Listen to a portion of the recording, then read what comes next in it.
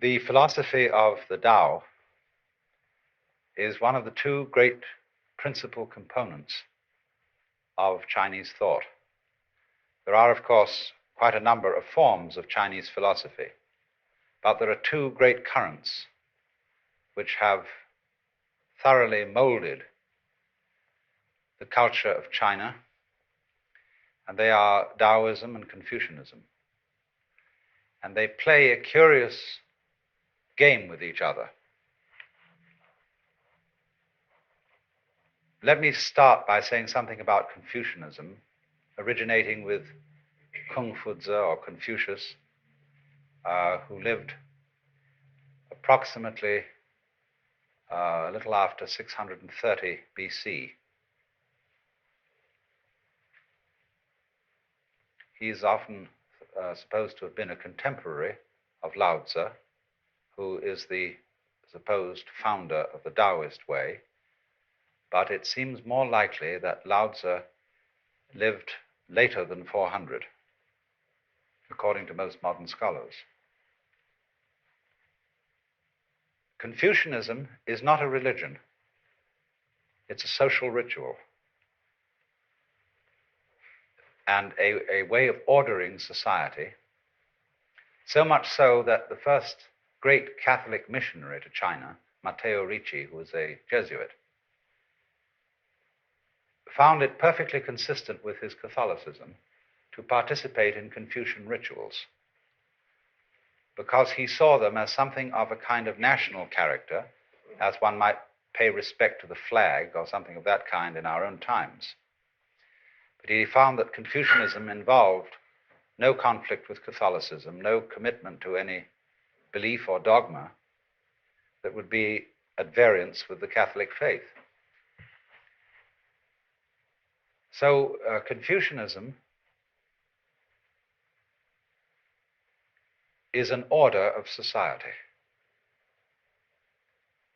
and involves ideas of human relations, including the government and the family, based on the principle of what is called in Chinese ren, although Jiafu will notice that I never get my tones right, which is an extraordinarily interesting word. I'm going to put some of these things on the whiteboard. This is the word ren in Chinese.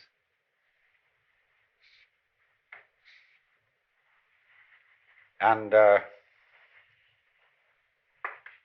it's often translated benevolence, but that's not a good translation at all. This word means human-heartedness.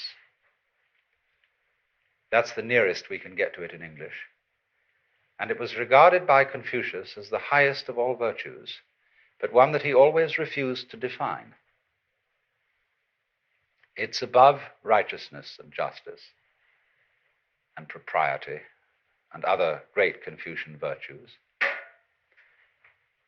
And it involves the principle that human nature is a fundamentally good arrangement, including not only our virtuous side, but also our passionate side, also our appetites and our waywardness. The Hebrews have a term which they call the Yetzer Hara, Y-E-Z-E-R-H-A-R-A,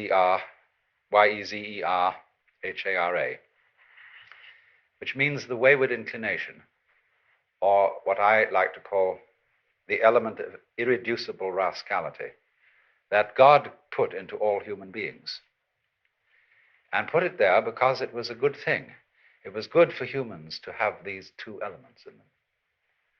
And so a truly human-hearted person is a gentleman with a slight touch of rascality, just as one has to have salt in a stew.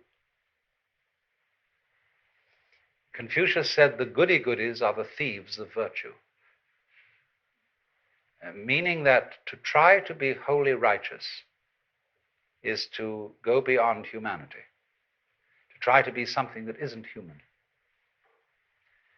So this gives Confucian approach to life and justice and all those sort of things a kind of queer humor.